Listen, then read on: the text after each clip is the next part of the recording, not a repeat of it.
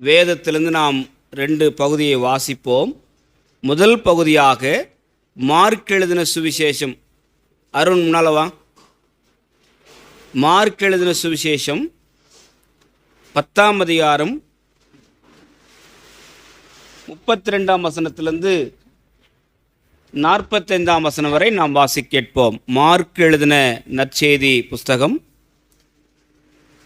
10ஆம் அதிகாரம் 32லிருந்து 45 வரை நாம் வாசி கேட்போம். Mark 10 page number 64.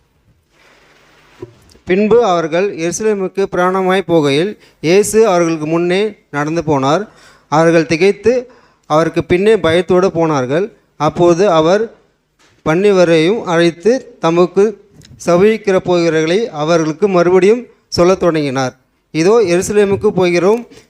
அங்கே மனுஷகுமாரன் பிரதான ஆசிரியரிடத்திலும் வேத பிரகாரத்திலும் ஒப்பு கொடுக்கப்படுவார்.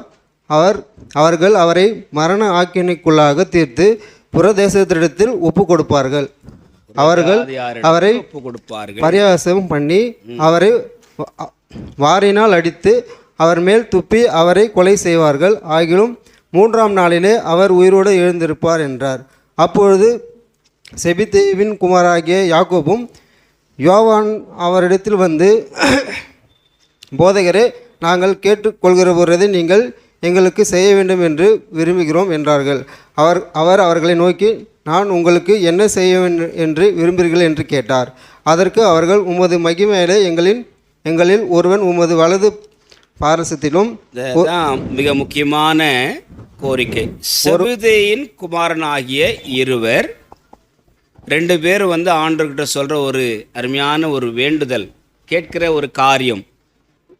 எங்களில் ஒருவன் உமது வலது பாரசத்திலும், உமது வலது பரிசத்திலும், ஒருவன் உமது இடது பரிசத்திலும், ஒருவன் உமது இடது பாரிசத்திலும் உட்காரும்படிக்கு எங்களுக்கு அருள் செய்ய வேண்டும் என்றார்கள். இயேசு அவர்களை நோக்கி, 2 பேருமே ஒண்ணா வந்து கேட்கறாங்க. இயேசு அவர்களை நோக்கி, நீங்கள் கேட்டுக்கொள்கிறது இன்னது என்று உங்களுக்கு தெரியவில்லை. நான் குடிக்கும் பாத்திரத்தில் நீங்கள் குடிக்கவும் நான் பெரும் ஸ்நானத்தை நீங்கள் பெறவும் உங்களால் கூடுமா முடியுமா என்றார். அதற்கு அவர்கள் கூடும் என்றார்கள். இயேசு அவர்களை நோக்கி, நான் குடிக்கும் பாத்திரத்தில் நீங்கள் குடிப்பீர்கள். நீங்க அப்படி கூட செய்யலாம். நான் பெரும் ஸ்நானத்தையும் நீங்கள் பெறலாம். ஆனாலும் என் வலது பாரிசத்தினாலும் எனது இடது பாரிசத்திலும் உட்காரும்படிக்கு எவர்களுக்கும் ஆயத்தம் பண்ணப்பட்டிருக்கிறதோ அவர்களுக்கே இல்லாமல் மற்றவர்களுக்கு அதை அருளுவது என் காரியமல்ல என்றார். அதை அருளுவது என்னுடைய காரியமல்ல. மற்ற 10 பேரும் அதை கேட்டு யாக்கோபின் மேலும், இவங்க 2 பேரும் சொன்னதை கேட்டு யாக்கோபின் மேலும் யோவானின் மேலும் எரிச்சலானார்கள். அப்பொழுது இயேசு அவர்கள் என்ன ஆனாங்க? எரிச்சலானார்கள். என்ன ஆவரணமோ? ரொம்ப எரிச்சலாக்குது எனக்கு. எரிச்சலானார்கள்.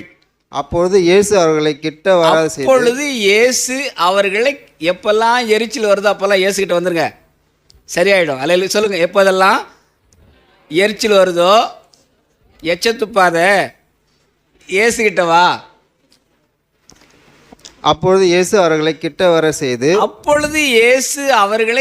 வர செய்து புறஜாதியாருக்கு அதிகாரங்களாக எண்ணப்பட்டவர்கள், புறஜாதியாருக்கு அதிகாரங்களாக எண்ணப்படுகிறவர்கள், அவர்களை இருபாப்பமாய் ஆளுகிறார்கள். இருமாப்பாய் அதிகாரத்துவமாய் கடினமாய் ஆளுகிறார்கள் என்றும் அவர்கள் பெரியவர்கள் அவர்கள் மேல் கடினமாய் அதிகாரம் செலுத்துகிறார்கள் என்றும் நீங்கள் அறிந்திருக்கிறீர்கள்.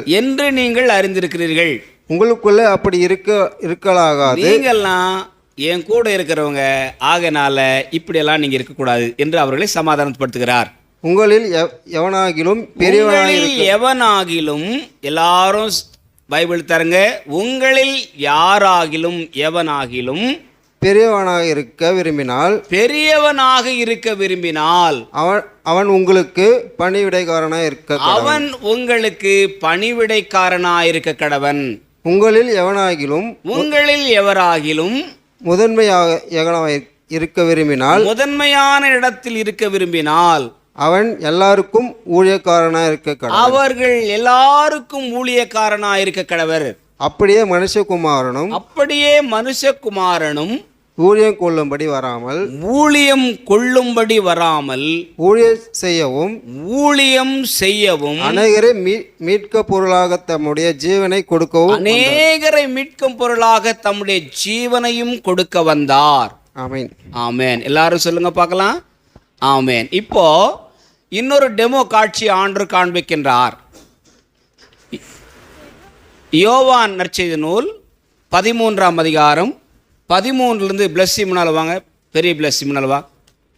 யோவான் எழுதின சுவிசேஷம் 13ஆம் அதிகாரம் 13லிருந்து 17 வசனங்கள் முடிய வாசிக்க 2 பகுதியை நம்ம அனலைஸ் பண்ண போகிறோம்.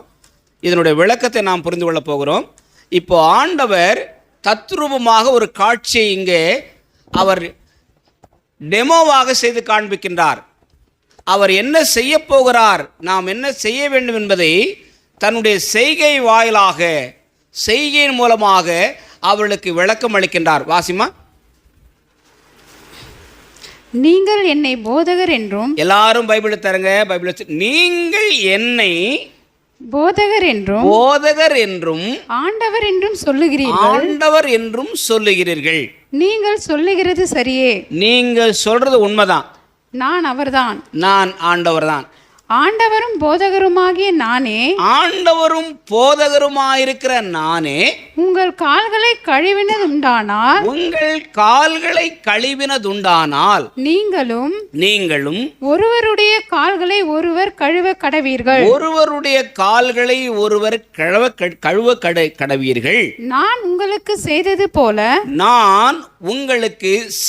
போல நீங்களும் செய்யும்படி உங்களுக்கு மாதிரியை காண்பித்தேன். நீங்களும் என்ன சொல்றார் ஆண்டவர்? உங்களுக்கு. அப்போ ஆண்டவர் பாருங்க, ஒரு குட் டெமான்ஸ்ட்ரேஷன், விளக்கம்.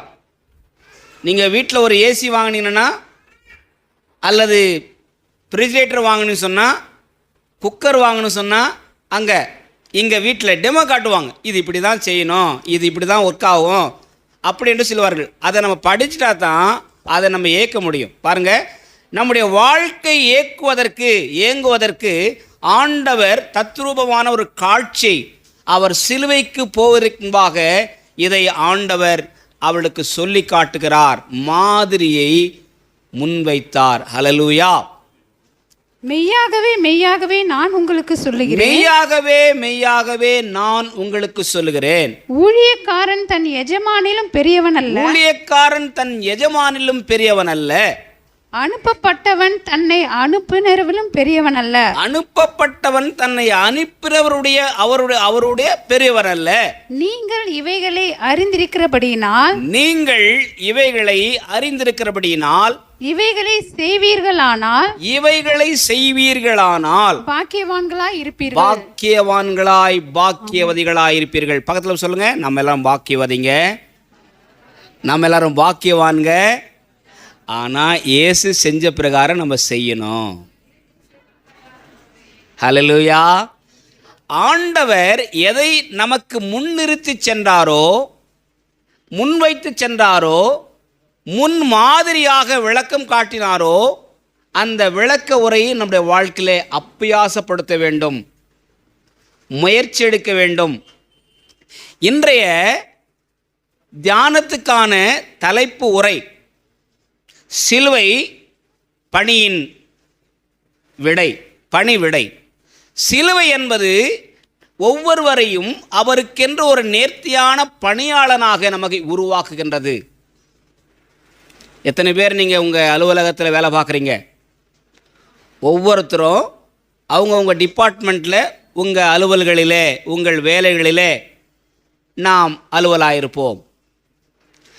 ஆண்டவரை ஏற்றுக்கொண்டு சிலுவை பின்பற்றி வரும் ஒவ்வொரு கிறிஸ்தவ பெருமக்களும், ஒவ்வொரு பிள்ளைகளுக்கும் ஆண்டவர் ஒரு பணிவிடையை, வேலையை நியமித்திருக்கிறார். ஹல்லேலூயா. இந்த உலகத்திலே ஆண்டவர் ஏதோ நம் தற்செயலாக அவரை ஏற்றுக்கொள்ளும்படி செய்யவில்லை. இதை பாருங்க, life without Christ is a dead end. கிறிஸ்து இல்லாத ஒரு வாழ்க்கை முடிவு இல்லாத வாழ்க்கை. அங்கே பாருங்க, ஒரு பாலம் போட்டிருக்காங்க, இந்த பக்கம் அந்த பக்கம். அங்கே பாருங்க, அதுக்கு பின்னால் நீங்கள் போக முடியாது. ஒவ்வொருவரும் இயேசுவை சந்திக்கும் போது, இயேசுவை நாம் மீட்கும் போது, இயேசுவை நாம் பார்க்கும்போது, சந்திக்கும்போது நம்முடைய வாழ்க்கையில் ஒரு மாற்றம் உருவாகிறது. அதுதான் மனமாற்றம். ஹல்லேலூயா. சிலுவை நம்மை எதற்கு நேராக வழிநடத்துகிறது? கிறிஸ்துவின் சிலுவை, கிறிஸ்து ஆண்டவர் நம்மை எதற்கு நேராக வழிநடத்துகின்றார்? மாற்றத்துக்கு நேராக வழிநடத்துகின்றார். மறு உருவாக்கம் பெற்ற மக்களாக இருக்கிற நாம், சிலுவை தியானங்களை தியானிக்கிற நாம், சிலுவையின் அடிச்சுவடுகளில் நமக்கு முன்மாதிரி வைத்து போன ஆண்டவரை இன்றைக்கு நாம் தியானம் செய்ய அழைக்கப்படுகின்றோம். ஆண்டவர் இந்த பூமியிலே வாழ்ந்த நாட்களிலே பல உபகரணங்கள் மூலமாக, உதவிகள் மூலமாக எளியவர்கள், ஏழைகள், நலிந்தோர், பிணியிலே பிடிபட்டோர், வாழ்வு இழந்தோர், குருடர், செவிடர், முடவர், பல்வேறு விதமான பிரச்சனைகளிலே சிக்கிக்கொண்ட, ஏன் பிசாசு பிடித்தவர்கள், அசுத்த ஆவியினால் அலைகழிக்கப்பட்டவர்கள் எல்லாரும் ஆண்டவரிடத்திலே வந்தார்கள். ஆண்டவர் அவர்கள் அசுத்த ஆவிகளை ஓட்டினார். அவர்கள் பிணிகளெல்லாம் சுகமாக்கினார். பிரியமானவர்களே, ஆண்டவர் மரணத்தை சந்திப்பதற்கு முன்பாக தன்னுடைய 12 சீடர்களோடு கூட தன்னுடைய மரண வாழ்வை குறித்து, நான் உங்களுக்காக, மக்களுக்காக மரிக்கப் போகிறேன் என்று சீஷர்களோடு பகிர்ந்து கொள்கின்றார். 2 பேர் மட்டும் வந்துட்டாம்னால மற்ற 10 பேர் உட்காந்துருக்கான். இந்த 2 பேர் உட்காந்து, ஓஹோ ஆண்டவர் சாவ போகிறாரா, அதை குறித்து அவனுக்கு கவலை இல்லை, கரிசனை இல்லை, அக்கறை இல்லை. ஆண்டவரே நீங்கள் சொல்லிட்டீங்க, ரைட்டு, செத்து மேலே வந்துடுவீங்க, மேலே வந்துட்டு அங்கே ஒரு சேர் போட்டு உட்காருப்பீங்க, அங்கே நீங்கள் இருக்கும்போது ரைட்டில் ஒருத்தன், லெஃப்டில் ஒருத்தன், நாங்கள் 2 பேரும் வரணும் ஆண்டவரே. என்ன ஒரு அநீதி, என்ன ஒரு நியாயம்.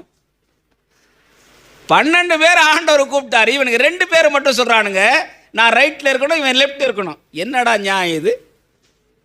இன்றைக்கி நிறைய சமயங்களில் நமது வாழ்வில் நாம் பெரியவராக இருக்க விரும்புகிறோம், நல்லது தான். முதன்மை இடங்களிலே இருக்க விரும்புகின்றோம். ஆண்டவர் சொன்னார், ஒரு வீட்டில் உங்களுக்கு விருந்து கூட்டா போய் முதல் இடத்துல, முதல் சேரில் சாப்பாட்டில் போய் உட்காராத. சப்போஸ் உன்னை விருந்துக்கு அழைத்தவன் நம்மளோட ஒரு விருந்தாளி, ஸ்பெஷல் கெஸ்ட், விஐபி வந்துட்டா நம்ம சேர்லேருந்து கூட்டின்னு போய் பின்னால் உட்கார வச்சிருவான். அது உனக்கு பெருத்த அவமானமாக இருக்கும். ஆகையினால என்ன பண்ணாதீங்க, உங்களை ஒரு வீட்டுக்கு அழைச்சா நீங்கள் முதன்மையான இடத்தை நாடாதீர்கள். முதல் பந்தியில் ஓடி போய் முன்னால் உட்காந்து நினைக்காதீங்க. நம்மளோட விஐபி நிறைய பேர் இருப்பாங்க. என்ன உதாரணங்க, ஆண்டவர் பாருங்க, ஆண்டவர் நமக்கு கற்றுக் கொடுக்கிற அழகான போதனைகள், பிரியமானவர்களே, விசேஷித்த போதனைகள். இந்த இருவரையும் ஆண்டவர் மெச்சிக்கொள்ளவில்லை.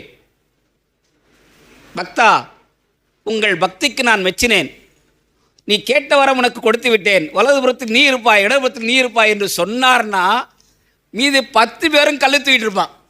நீ எல்லாம் ஒரு எஜமா, நானெல்லாம் உங்கள்கிட்ட வேலை பார்க்குறோம், இது என்னையா நியாயம்? அவருக்கு ஒரு நீதி, எங்களுக்கு ஒரு நீதி. இப்படிப்பட்ட ஒரு அநீதி உள்ள மாஸ்டருக்கு நாங்கள் உத்தியோகம் பார்க்க முடியாது. ஒவ்வொருத்தையும் எடுத்து காலி பண்ணிட்டுருப்பான். ஆண்டவர் அவர்களோடு கூட கலந்துரையாடல் செய்கின்றார். என்ன கலந்துரையாடல் செய்கின்றார்? வாஸ்தவம் தான், சபதேன் குமாரர்களே, நீங்கள் கேட்டுக்கொண்ட காரியம் நல்ல காரியம்தான், ஆனால் அது என்னுடைய சித்தம் அல்ல, என்னை அனுப்பின பிதாவுடைய சித்தமாக இருக்கின்றது. வலதுபுறத்தில் யார் இருப்பான், இடதுபுறத்தில் யார் இருப்பான் என்பதை நான் தீர்மானிக்க முடியாது. என்னை அனுப்பின என் ஆண்டவரை தீர்மானிக்கிறார். அல்லேலூயா. ஆண்டவருடைய பேச்சை கேட்டுக்கொண்டிருந்த இருவரும் அமைதி காத்தார்கள். ஆண்டவர் அவர் சொல்கிறாரு, அப்போ தான் இப்போ அவர் டீச்சிங் எடுக்கிறார். என்ன சொல்கிறாரு? உங்களில் ஒருவன் பெரியவனாக இருக்க விரும்பினால், இந்த 2 பேருக்கு மட்டுமல்ல, ஒட்டுமொத்த 12 பேருக்கும் எடுக்கிற கிளாஸு. எத்தனை பேர் கிளாஸ் எடுக்கிறோம்? அல்லேலூயா. 12 பேருக்கும் அவர் கிளாஸ் எடுக்கிறார். என்ன கிளாஸ் எடுக்கிறாரு? எப்பா, நீங்கள் 2 பேரும் மட்டுமில்லை, வந்திருக்கிற அனைவரும் கேளுங்க. உங்களில் 12 பேரில் பெரியவனாக இருக்க எவன் விரும்புகிறீரோ, நீங்கள் தலைவனாக இருக்க எவன் விரும்புகிறீரோ, நீங்கள் பணிவிடைக்காரனாக இருக்க வேண்டும். ஏற்றுக்கிறியா? ஒத்துக்கிறியா? செய்கிறியா? கர்த்தருக்கு ஸ்தோத்திரம். ஒரு நாள் சர்ச்சில் பெருகிட்டே இருக்கிறேன். கிறிஸ்தவ அறியாதவங்க, சர்ச்சை இல்லாதவங்க, அவங்க உள்ளே வந்துட்டாங்க. உள்ளே வந்து என்னை பார்க்குறேன். அவங்க வழக்கமாக ஜெபம் பண்ணிட்டு போடுவாங்க. நான் பெருகிட்டு இருக்கிறத பார்த்தோன்னே அவங்க சொன்னாங்க, பாஸ்டர் நீங்கள்லாம் அதை செய்யக்கூடாது பாஸ்டர். நான் செய்கிறேன் பாஸ்டர். உடனே அவர்கள் பிற இனத்தை சார்ந்தவர்களாக இருந்தாலும், பிற மதத்தை சமூகத்தை சார்ந்தவர்களாக இருந்தாலும், உடனே அவங்க என்ன செய்கிறாங்க, பெருக்க தொடப்பத்தை எங்கிட்ட இருந்து வாங்கி சர்ச்சை பெருக்க ஆரம்பித்தாங்க. நான் யோசித்தேன், இயற்கையாகவே இறைவன் மக்களுக்குள் இப்படிப்பட்ட நற்செயல்களை வைத்து வச்சுக்கலாம். எத்தனை பேர் நம்புறீங்க? அடுத்தவங்களுக்கு நம்ம உதவி செய்யணும், அடுத்தவங்க செய்கிற வேலையை நான் பிடிங்கி நான் செய்யணுன்ற எண்ணத்தை இயற்கையாகவே நமக்கு கடவுள் கொடுத்துருக்கான். ஆனால் நம்ம என்ன பண்ணதில்ல அதை. இப்போ ராதிகா இங்கே சர்ச்சை பெருகினது, அதே ஏற்கனவே கஷ்டப்பட்டு பெருங்குது. நம்ம பிளஸ்ஸையும் இன்னொரு 2வது பிளஸ்ஸி நம்பர் 1 பிளஸ் நம்பர் 2 2 பேரும் பெருகட்டும்னு சொல்லிட்டு கையாட்டு போனாங்க. நியாயமா? முதன்மையாக இருக்க விரும்பினால், பெரியவராயிருக்க விரும்பினால், பணிவிடைக்காரராக, பிறருக்கு நாம் தொண்டு செய்கிறவராக, பிறருக்கு நாம் சேவை செய்கிறவராக மாற வேண்டும். ஆண்டவர் அந்த மாற்றத்தை நம்மிடத்தில் எதிர்பார்க்கிறார். இதுதான் தபசு நாட்களுக்குண்டான தியாக செயல்கள், தாழ்மையான சிந்தனைகள். நான் மேலே இருக்கணும்னு நினைக்கிறேன், நாம் முதல்ல கீழவா, அதுக்கு பிறகு மேலே வருவேன். மேல்படிக்கு செல்ல வேண்டுமானால் நமக்கு தேவை முதல் படி கீழ்ப்படி. ஆண்டவருடைய சட்டங்களும் ஆண்டவருடைய திட்டங்களும் நம்முடைய வாழ்க்கையின் மேன்மைக்கானவளே. இப்படி ஆண்டவர் இவங்க 2 பேருக்கும் 10 பேருக்கும் கிளாஸ் எடுத்துட்டு இப்போ இந்த கிளாஸ் ஓஞ்சி போச்சு. அடுத்து இன்னொரு செக்ஷன் ஆரம்பிக்கிறார் பாருங்க. இப்போ யோவான் நற்செய்தி உள்ள ஆண்டவர் என்ன பண்ணுறாரு, இதே கூட்டம் தான், இதே டீம் தான், இதே 12 பேர் தான் உட்கார வச்சு என்ன பண்ணுறாரு, அவருடைய அரை கட்சி கொண்டு அவருடைய பாதங்களை கழுவினார். வேதம் சொல்லுகிறது,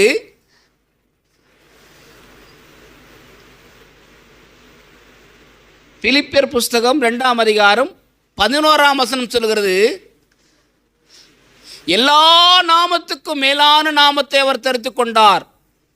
ஏன்? வேதம் சொல்லுகிறது, சிலுவையின் கடைசி பரியந்தம் அவர் தன்னைத்தானே தாழ்த்தினார். பக்கத்தில் பார்த்து சொல்லுங்க, தாழ்மையாக இருந்தால் கர்த்தர் உங்களை மேன்மையாக வைப்பார். நம்புறீங்களா? நீங்கள் தாழ்மையாக இருந்தால் கர்த்தர் உங்களை மேன்மையாக வைப்பார். நம்ம திருவாளர் எழில்பதருடைய குரூப்பில் ஒரு தம்பி, அவர் மூலமாக ஆண்டவருக்குள்ளே வழிநடத்தப்பட்டு ஒரு நல்ல மெடிக்கல் சீட் திருவண்ணாமலையா கிருஷ்ணகிரியில் டாக்டருக்கு 2nd இயர் படிச்சுட்டு இருக்கான். அவன் எனக்கு முன்னால் உட்காந்துட்டு இருக்கான், நான் அவனே பார்த்துட்டு அவன் என்னை பார்த்துட்டு இருக்கான். அவனை எனக்கு யாரும் தெரியாது, எனக்கு அவனும் யாரும் தெரியாது. கீழே உட்காந்துட்ருக்கான். அவன் வந்து சாட்சி சொல்ல வந்தான். அப்போ தான் அவன் யாருன்னு எனக்கு தெரிஞ்சிச்சு. அவன் சாட்சி சொல்ல வரும்போது சொல்கிறான், ஆண்டவர் இந்த குரூப்பில் நான் வந்து ஜெபம் பண்ண பிறகு கர்த்தர் என் வாழ்க்கையை மாற்றினார். எங்கள் அம்மாவுடைய ஜெபத்தை கேட்டார். அவங்க அம்மா ஒரு ஷூ ஃபேக்ட்ரியில் சாதாரண கடைநிலை ஊழியர், சின்ன வேலை பார்க்குறவங்க, ரொம்ப பெரிய வருமானம் ஊழியர். மகள் பிஎஸ்சி நர்சிங் படிச்சுக்கிட்டு இருக்காங்க. இந்த தம்பி கிருஷ்ணகிரியில் அரசாங்கத்து மூலமாக அவருக்கு மெடிக்கல் சீட்டு கிடச்சி எம்பிபிஎஸ் செகண்ட் இயர் படிச்சுட்டு இருக்காங்க. ஆனால் அவன் கீழே உட்காந்துட்டு என்னையை பௌத்து பார்த்தப்ப நான் யோசித்தேன், இந்த பையன் ஏன் கர்த்தர் ஆசீர்வதிச்சார். அவன் நினச்சிருக்கலாம், பின்னால் சேர் நிறைய இருக்குது, கால் மேலே கால் போட்டு பின்னால் சேரில் உட்காந்தோம்லாம், காலை ஆட்டிக்கின்னு, ஆஹா நான் யார் தெரியுதா, நான் படிக்கிற பட்டம் என்ன தெரியுதா, நான் டாக்டர். பெருமை உள்ளவளுக்கு கர்த்தர் எதிர்த்திருக்கிறார், தாழ்மை உள்ளவளுக்கோ கர்த்தர் கிருபை அளிக்கிறார். சொல்லுங்கள், ஆமென் சொல்லுங்கள். பெருமை உள்ளவளுக்கு கர்த்தர் எதிர்த்திருக்கிறார், தாழ்மை உள்ளவளுக்கோ அவர் கிருபை அளிக்கிறார். அன்புக்குரிய சக சகோதர சகோதரியரே, ஆண்டவர் இன்றைக்கு நம்மை அவருக்கு முன்பாக தாழ்மைப்படும்படியாக அழைக்கின்றார். தாழ்வில் உங்களை நினைத்தவரை துதியுங்கள், அவர் கிருபை என்றும் உள்ளது. ஆமென். தாய்மடியில் தவழுகின்ற குழந்தையைப் போல தகப்பனே உம்மடியில் சாய்ந்து விட்டேனா. தாய்மடியில் தவழுகின்ற குழந்தையைப் போல தகப்பனே உம்மடியில் சாய்ந்து விட்டேனா. எத்தனை பேர் ஆண்டவருக்குள்ளாக நம்ம தாழ்த்த முடியும்? ஏன் நம்மில்ல ஐஸ்வர்யவான்கள் என்று சொல்ல முடியாது, கனவான்கள் என்று சொல்ல முடியாது.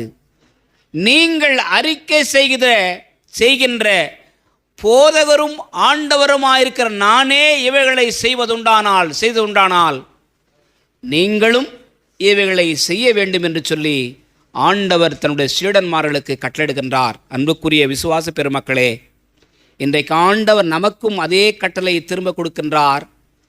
இதையே நீங்களும் செய்யுங்கள். வேதாகமத்தில் ஆண்டவருக்கு பணிவிடை செய்த ஒரு சிலரை நாம் பார்க்க முடிகிறது. எபிரேயருக்கு எழுதின புஸ்தகம் 3ஆம் அதிகாரம், எபிரேயன் புஸ்தகம் 3ஆம் அதிகாரம், மோசேயை குறித்து ஆண்டவருடைய வார்த்தை விதமாக சொல்லுகின்றது.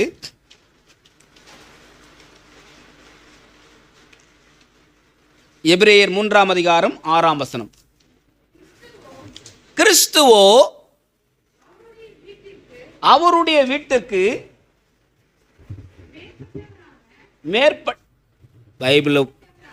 மேற்பட்டவரான குமாரனாக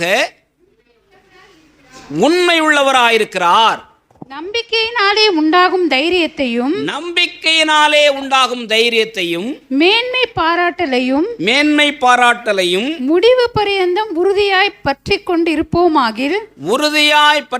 இருப்போமாகில் நாமே அவருடைய வீடாயிருப்போம். அதுக்கு முன்னால் வசனம் பாருங்க, மோசே என்னுடைய வீட்டில் எங்கும் பணிவிடைக்காரனாயிருந்தான், பணி செய்கிறவராக இருந்தான். ஆண்டவருக்கு பிரியமான பிள்ளைகளே, நாம் விசுவாசிகளாய் மாறினது ஏதோ ஒரு வகையிலே நாம் ஆண்டவருக்கு சேவை புரிவதற்காக, ஏதோ ஒரு நிலையிலே நம் ஆண்டவருக்கு பணி செய்வதற்காக ஆண்டவர் நம்மை அழைத்திருக்கின்றார். யாத்திரையாகமத்தின் புஸ்தகம் 33ஆம் அதிகாரம் 1-2 நபர்களை வாசிக்கலாம். 11ஆம் வசனம் இவ்விதமாக யோசுவா குறித்து ஆண்டுடைய வார்த்தை சொல்லுகின்றது. வாசிங்க. கர்த்தர் மோசேயை நோக்கி, எகிப்து தேசத்திலிருந்து நீ அழைத்து கொண்டு வந்த ஜனங்களும் இவ்விடத்தை விட்டு புறப்பட்டு உன் சந்ததிக்கு கொடுப்பேன் என்று நான் ஆபிரகாமுக்கும் ஈசாக்குக்கும் யாக்கோபுக்கும் ஆணையிட்டு கொடுத்த பாலும் தேனும் ஓடுகிற தேசத்துக்கு போங்கள். சிநேகிதனோடே பேசுவது போல் ஒருவன் தன் சிநேகிதனோடே பேசுவது போல கர்த்தர் மோசேயோடு முகமுகமாய் பேசினார். பின்பு அவன் பாளையத்துக்கு திரும்பினான். நூனின் குமாரனாகிய யோசுவா என்னும் அவனுடைய பணிவிடைக்காரனாகிய வாலிபன், பைபிள் சொல்லுது பாருங்க, நூனின் குமாரனாகிய யோசுவா என்பவன், அவனுடைய பணிவிடைக்காரனாகிய வாலிபன், யோசுவா என்பவன் மோசேவுக்கு பணிவிடைக்காரனாயிருந்தான், தண்ணீர் வார்க்கிறவனாயிருந்தான். மோசே சொல்கிற சட்டத்திட்டங்களை எல்லாம் மக்களுக்கு எடுத்துச் சொல்கிற பணியாளனாக இருந்தான். மோசே எங்கெல்லாம் செல்கிறாரோ அவரோடு கூட நம்ம பாஷையில் எடுபிடி வேலை செய்கிறவனாக இருந்தான். ஊழியக்காரனுக்கு ஊழியர் செய்வது ஊழியா வேலையா? விசுவாசிகள் உங்களை எந்தெந்த விதங்களெல்லாம் நாட்களிலே ஆண்டவருக்கென்று அர்ப்பணித்து சேவை செய்ய வேண்டும் என்று விரும்புகிறோம். யோசித்து பாருங்க, இன்றைக்கு நம்ம ரட்சிக்கப்பட்ட நாள்லேருந்து இந்த நாள் வரலும் பல விதங்களில் கர்த்தர் நம்ம ஆசீர்வச்சிருக்கார், உயர்த்தியிருக்கார். இன்றைக்கும் பண ஆசை நம்ம விட்டு போக மாட்டேங்குது, பொருள் ஆசை நம்ம விட்டு போக மாட்டேங்குது. வீடு வாங்கணும், நிலம் வாங்கணும், பொருள் சேர்க்கணும், ஆஸ்தி சேர்க்கணும், ஜுவல்ஸ் வாங்கணும், ரைட்டு, எல்லாம் கரெக்ட் தான், தேவை தான். பேரம்பேத்தி அடிச்சாச்சு, கல்யாணம் பண்ணியாச்சு இல்லையா, பெரிய லெவலில் கர்த்தர் வச்சிட்டாரு. இன்னும் ஆசையோடு ஏன் ஆடிட்டு இருக்கணுமா? ஆண்டவருக்கு நீ உன் நேரம் கொடுத்துருக்கியா? ஆண்டவருக்காக உன் தாளந்துகளை கொடுத்துருக்கியா?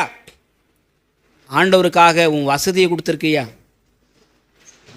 சொல்லுவோம், ஆண்டவரே, நான் உமக்கு முன்பாக தாழ்மைப்படக்கூடிய மனசு எனக்கு தாரும் சாமி. ஏதாகிலும் ஒரு விதத்தில் உமக்கு வேலை செய்யக்கூடிய பாக்கியத்தை எனக்கு தாரும் ஆண்டவரே.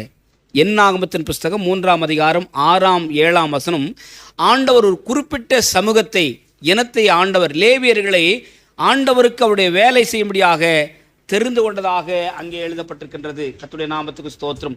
அப்போஸ்தலர் நடபடிகள் 13ஆம் அதிகாரம் 25ஆம் வசனம். அப்போஸ்தலர் நடபடிகள் 13ஆம் அதிகாரம் 25ஆம் வசனம் வாசிங்க. யோவான் ஸ்நானகனை குறித்து லூக்கா, வைத்தியனாகிய லூக்கா சுவிசேஷன் எழுதுகின்றார். வாசிமா. கர்த்தருடைய மார்க்கத்திலே உபதேசிக்கப்பட்டு யோவான் கொடுத்த ஸ்நானத்தை மாத்திரம் அறிந்தவனாய் இருந்து ஆவியில் அனலுள்ளவனாய் கர்த்தருக்கு அடுத்தவைகளை திட்டமாய் போதகம் பண்ணி கொண்டு வந்தான். கர்த்தருக்கு அடுத்தவைகளை திட்டமாய் போதகம் பண்ணி கொண்டு வந்தான், போதனை பண்ணி கொண்டு வந்தான். அல்லேலூயா. வேதம் சொல்லுகிறது, அப்போஸ்தலர் நடபடிகள் 13ஆம் அதிகாரம் 22ஆம் வசனம் சொல்லுகிறது, தாவீதை குறித்து பேசுகின்றது.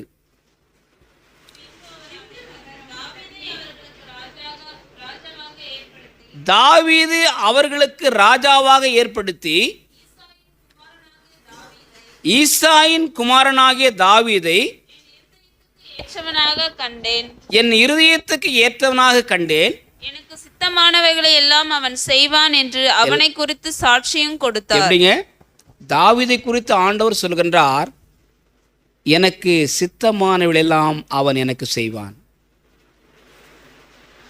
ஆண்டவருக்கு ஒரு ஊழியனாக, பணியாளனாக, சேவை செய்கிறவனாக ஆண்டவர் தாவீதை தெரிந்து கொண்டார். சிறு வயதிலே, அரசனையிலே. சிலுவை என்பது அரியணை அல்ல, அது ஒரு பணிவிடை. அதான் இன்றைய சத்தியம். நான் மேலிடத்தில் உட்கார்ந்து, சேரில் உட்கார்ந்து அதிகாரியாக இருக்கணும்ல சிலுவை. அடுத்தவருக்கு சேவை செய்வது, தொண்டு செய்வது, பணி செய்வது. ஆண்டவர் இவனை அரசனாய் மாற்றினார், ஆள்பவனாக மாற்றினார். ஆனால் ஆண்டவர் தாவீதை குறித்து என்ன சித்தம் வைத்திருக்கின்றார்? அவன் எனக்கு சித்தமானவளெல்லாம் செய்வான். நம்மை பற்றி ஆண்டவர் சொல்ல முடியுமா? எனக்கு சித்தமானதெல்லாம், நான் சொல்கிற வேலையெல்லாம் இவ செய்வா அப்படின்ற ஆண்டவர் நம்மை நம்ப முடியுமா? அடுத்து ஆண்டுடைய யோவான் ஸ்நானகனை குறித்து அப்போஸ்தலர் புஸ்தகத்தில் லூக்கா எழுதுகின்றார். யோவான் ஸ்நானகன் அவனுடைய பணிவிடை ஓட்டம் முடிந்த பிறகு என்று சொல்லி எழுதி வச்சிருக்கார். வாசிங்க பார்க்கலாம். யோவான் தன்னுடைய பணிவிடை ஓட்டத்தை நிறைவேற்றுகிற போது பாருங்க, யோவான் தன்னுடைய பணிவிடை ஓட்டத்தை யோவான் என்ன வேலை செஞ்சாரு? எல்லாருக்கும் நற்செய்தி சொன்னார். மனந்திரும்புதலின் சுவிசேஷத்தை அறிவித்தார்.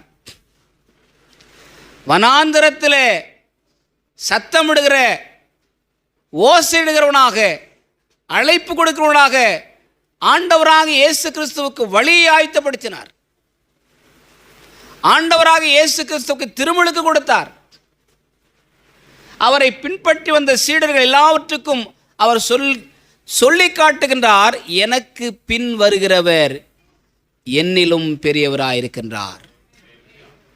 அவருடைய பாத ரட்சையின் வாரை அவிழ்ப்பதற்கும் நான் பார்த்தேன் அல்ல. ஷூ லேச கட்டுறது கூட எனக்கு தகுதி இல்லை. சொல்ல முடியுமா?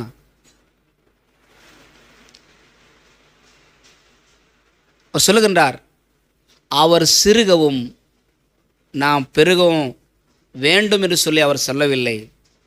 அவர் பெருகவும் நான் சிறுகவும். யார் நம்முடைய வாழ்க்கையில் பெருகணும்? சொல்ல முடியுமா? அவர் பெருகவும் நான் சிறுகவும் வேண்டுகிறேன். அந்த அளவுக்கு. ஆனால் ஆண்டவர் அவரை பார்த்து சொல்கின்றார், யோவான் ஸ்நானகனை பார்க்கிலும் பெரியவன், ஸ்திரீனிடத்தில் பிறந்தவர்களில் பெரியவன் ஒருவனும் இல்லையே. கையை தட்டி கர்த்தரை ஸ்தோத்திரம் பண்ணுங்க. அல்லேலூயா. யோவான் ஸ்நானகனை விட ஸ்திரீனிடத்தில் பிறந்தவர்களில் ஒருத்தரும் பெரியவன் இல்லைன்றார். சாலமோன், தாவீது, மோசே எல்லாரும் பற்றி சொல்றாருங்க. ஒட்டுமொத்த மக்களுக்கும் ஆண்டவர் சொல்றாருங்க. காரணம் என்ன? இவன் சொன்ன வார்த்தைகள் தான். அவருடைய பாத ரட்சையுடைய வாரை கழட்டுவதற்கும் நான் தகுதியற்றவன். நான் ஜலத்தினால் ஞானஸ்தானம் கொடுக்கிறேன், இவரோ ஜலத்தினாலும் அக்கினினாலும் ஞானஸ்தானம் கொடுப்பார் என்று ஆண்டவரை குறித்து மிகவும் தீர்க்கமாக தரிசனமாக சொல்கின்றான். யோவான் 12ஆம் அதிகாரம் 2ஆம் வசனம் வேதம் சொல்கிறது, மார்த்தாள் வீட்டிலே ஆண்டவருக்கு பணிவிடை செய்தாள். என்ன செய்தா? வீட்டில் சோறு பொங்கி போட்டா, விருந்து வச்சா, உணவளித்தா. எத்தனை பேர் இந்த வேலை செய்ய முடியும்? மார்த்தாள், மரியாள் வசனத்தை கேட்டுக்கொண்டிருந்தாள். மார்த்தாளோ ஆண்டவருக்கு பணிவிடை செய்தாள். மத்தேயு சுவிசேஷம் 4ஆம் அதிகாரம் 11ஆம் வசனம் சொல்கிறது, தேவதூதர்கள் ஆண்டவருக்கு இறங்கி வந்து பணிவிடை செய்தார்கள்.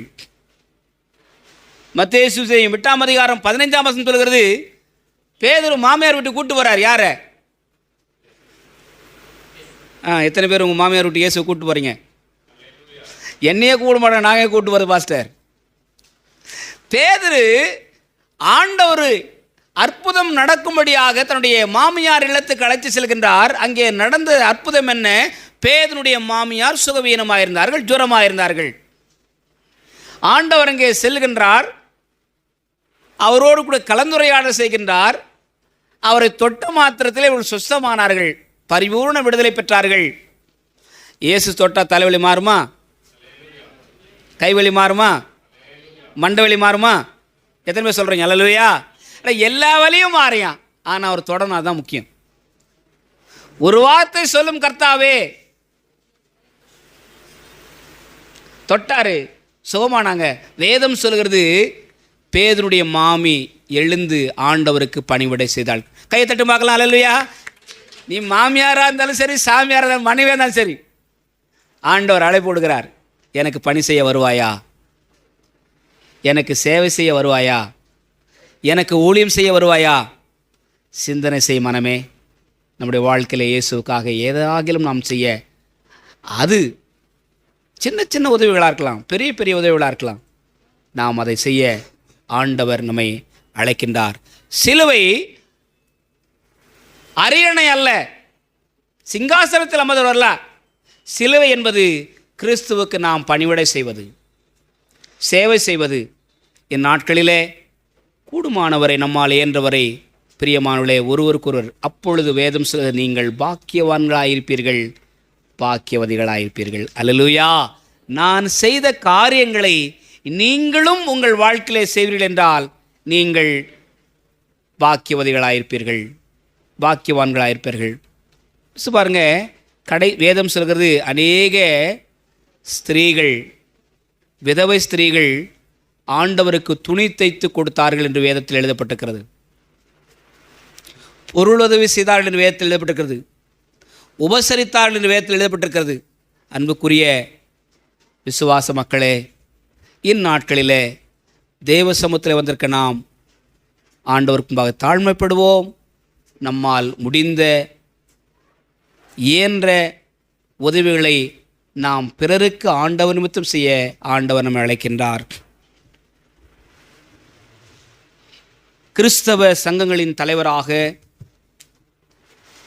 விசேஷமாக மாடர்ன் மிஷனரி மூமெண்ட் தந்தை என்று கருதப்படுகிறவர்கள் வில்லியம் கேரி அவர்கள், அவங்க ஐரோப்பிய தேசத்திலிருந்து இந்தியாவுக்கு வருவதற்கு, ஆண்டவருடைய செய்தி பணியாளனாக இந்தியாவுக்கு சுவிசேஷத்தை எடுத்து வருவதற்காக வில்லியம் கேரி அவர்கள் முயற்சி எடுத்தபோது அவருடைய மனைவியார்கள் தடுத்தார்கள். ஐயா, அந்த ஊர் எப்படிப்பட்டதோ, அந்த மக்கள் எப்படிப்பட்டவர்களோ, நாம் அங்கே சென்றால் எப்படி வாழ்வோம் என்ற பல கேள்விகள், அச்சங்கள், திகில்கள். பிரியமானவர்களே, கடவுளுக்கு பணி செய்யும் போது பல்வேறு விதமான சோதனைகளும் நம்முடைய வாழ்க்கையில் வேதனைகளும் உண்டாயிருக்கும். ஆனால் அந்த சோதனைகளும் அந்த வேதனைகளும் உங்கள் வாழ்க்கையின் சாதனைகளாக மாறும். சொல்லுங்க, ஆமென் சொல்லுங்க. ஐயா வில்லியம் கேரி ஐயா அவர்கள் ஐரோப்பிய தேசத்திலிருந்து கல்கத்தாவுக்கு புறப்பட்டு வந்தபோது கப்பலில் வந்து கொண்டிருக்கிறார்கள். வரும் வழியிலே ஜுரம், காய்ச்சலை பெற்று பச்சிலம் குழந்தை சிறும் பிராயத்திலே மரிக்க நேரிட்டது. குழந்தை மரித்து விட்டார். இந்த குழந்தை அடக்கம் செய்வதற்கு கூட அவருக்கு முடியவில்லை. இந்த மரணத்தை சந்தித்து பாதித்த அருமையான மிஸ்ஸஸ் கேரி அவர்கள் பித்து பிடித்தவளாக, மனநோயாளியாக மாறிவிட்டார்கள். அவர்களால் இயல்பு வாழ்க்கை நடத்த முடியவில்லை. ஆனாலும் வில்லியம் கேரி அவர்கள் மனைவியோடு கூட கல்கத்தாவுக்கு ஹூப்ளி பகுதிக்கு வந்தார்கள். அங்கே ஒரு சின்ன வீட்டிலே குடியிருந்தார்கள். பெங்காலி மொழியை கெடுத்தார்கள். இன்றைக்கு நம்ம கைகளெல்லாம் பல மொழிகளிலே வேதம் இருக்குன்னு சொன்னால் அந்த ஒரு தனி மனிதனுடைய அற்புதமான படைப்பு என்றால் அது மிகையாகாது. மனைவி பாதிக்க நேர்ந்தார். மனைவியை இழப்பை சந்தித்தார். ஒரு சின்ன வீட்டில் பைபிளை டிரான்ஸ்லேட் பண்ணுறார். இங்கிலீஷ்லேருந்து பிற மொழிகளிலே அவர் ஆய்வுரைகளை எழுதுகின்றார், மொழியாக்கம் செய்கின்றார். அவரால் இயன்ற மட்டும் ஊழியம் செய்கின்றார், பணி செய்கின்றார்.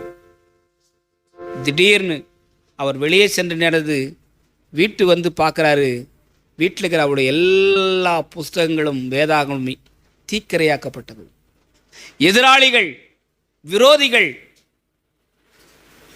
அவர் ஊழியம் செய்யக்கூடாது என்று சொல்லி அவர் எழுதின அத்தனை வேதாகம புஸ்தகங்களையும், கையெழுத்தாய் எழுத்தின அத்தனை மொழிபெயர்ப்புகளையும் அழித்து விட்டார்கள். கலங்கி வேதனையோடு கூட இருக்கின்றார்.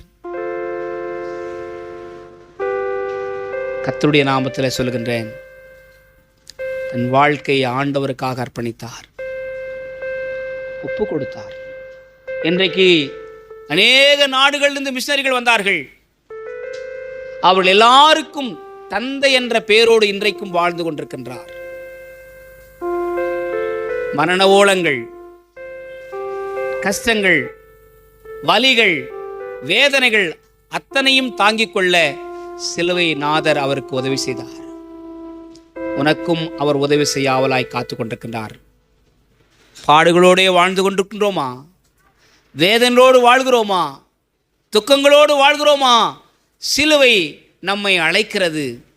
மேன்மையாக நம்மை வைப்பதற்காக ஆண்டவர் சொல்லுகின்றார், நான் உங்களை மேன்மையாக வைப்பேன். பக்கத்தில் பார்த்து சொல்லுங்க, ஆண்டவர் உங்களை மேன்மை வைப்பார். இயேசு கிறிஸ்துவின் சிலுவைப்பாடுகள் நம்மை உயர்த்துவதற்காக, மேன்மைப்படுத்துவதற்காக, நிலை நிறுத்துவதற்காக, நம்மை வாழ வைப்பதற்காக. எல்லாரும் கண்களை மூடலாமா? ஆண்டோட சமூகத்திலே நம்மை திருத்துவோம், நம்மை அர்ப்பணிப்போம். ஆண்டவருக்கு பணிவிடைக்காரனாய் இருக்க வேண்டியவன் மோசேயை போல உண்மையுள்ளவர்களாக நாம் இருக்க வேண்டும். ஆண்டவருக்கு பணிவிடையாளர்களாக நாம் பணி செய்யக்கூடியவர்களாக மாற வேண்டுமானால் தாவீது அரசனை போல அவர் சித்தம் செய்து சேவை செய்கிறவனாக மாற வேண்டும். ஆண்டவருக்கு நாம் தொண்டு செய்ய வேண்டுமானால் யோசுவாவை போல ஊழியனுக்கு ஊழியம் செய்கிற பாக்கியத்தை நாம் பெற்றுக்கொள்ள வேண்டும். சொல்ல முடியுமா? கர்த்தர் விளக்கின்றார். அவருக்கு நாம் ஊழியம் பணிவிடை செய்ய வேண்டுமானால், தொண்டு செய்ய வேண்டுமானால் யோவான் ஸ்நானகனை போல தரை மட்டும் உங்களை தாழ்த்துங்கள், நீங்கள் உயர்த்தப்படுவீர்கள். கண்களை மூடி ஆண்டவரே, ஆண்டவரே நான் ஒன்றுமில்லை ஆண்டவரே, வெறுமையான பாத்திரம் நான் வெறுத்து தள்ளாமலே நிரம்பி வழியும் பாத்திரமாய் வணைந்து கொள்ளுமே. வெறுமையான பாத்திரம் நான் வெறுத்து தள்ளாமலே நிரம்பி வழியும் பாத்திரமாய் வணைந்து கொள்ளுமே. வேதத்தில் காணும் பாத்திரமெல்லாம் இயேசுவை திடுதே. என்னையும் ஒவ்வேத பாத்திரமா வணைந்து கொள்ளுமே. என்னையும் ஒவ்வேத பாத்திரமா வணைந்து கொள்ளுமே.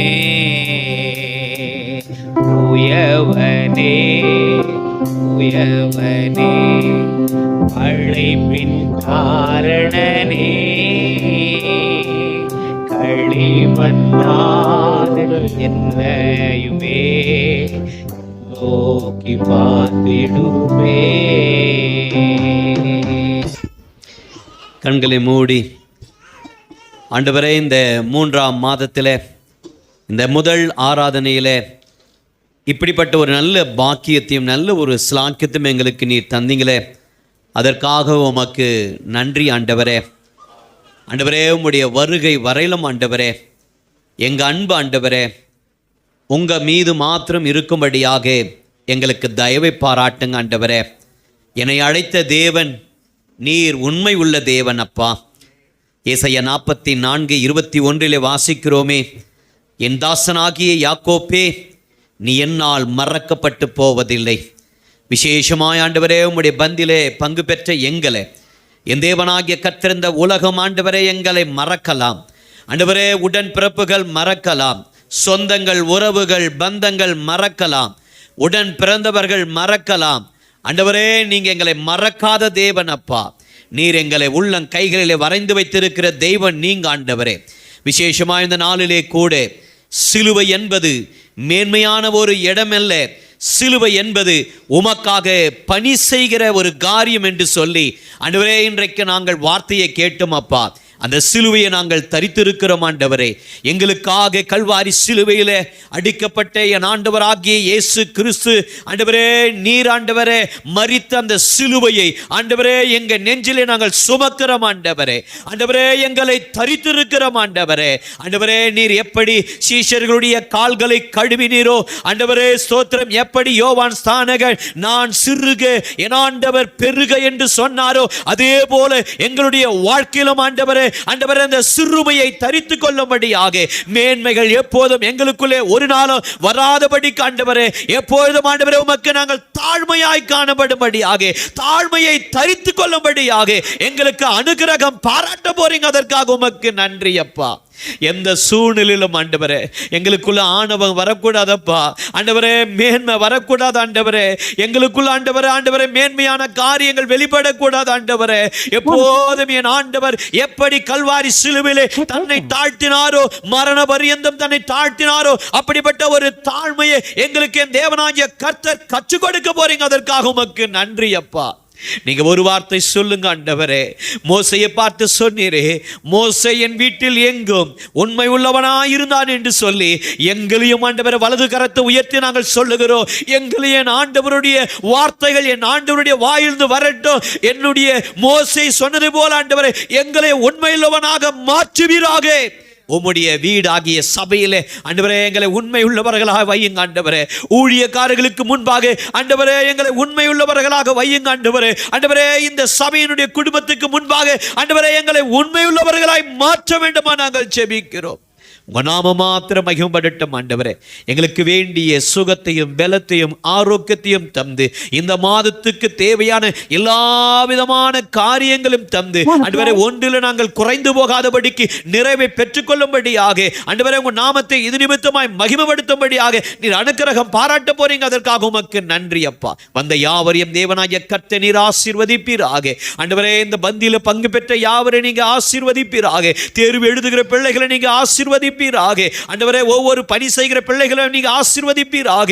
உங்க நாம மாத்திரம் மகிமைப்படட்டும். எல்லா துதி கன மகிமையாவும் உமக்கே ஏறெடுக்கிறோம். இயேசு கிறிஸ்துவின் நாமத்தை கொண்டு ஜெபிக்கிறோம் எங்கள் ஜீவனுள்ள நல்ல பிதாவே, ஆமீன் ஆமீன். என் ஆத்துமாவே கர்த்தரை ஸ்தோத்ரி, முழு உள்ளமே பரிசுத்த நாமத்தை ஸ்தோத்ரி.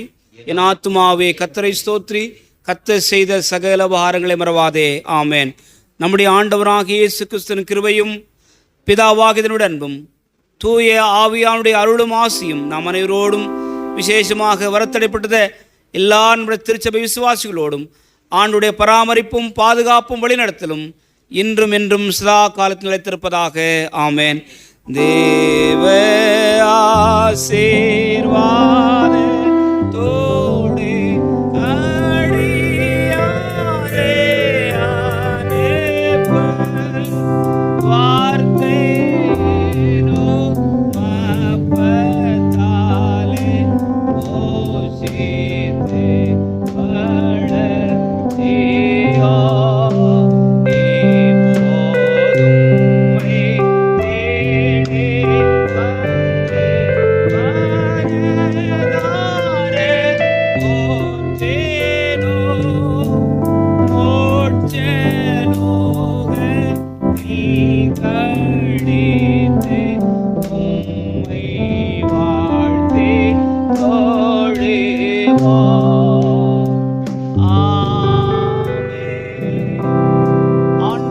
ஆசிர்வதிப்பாராக.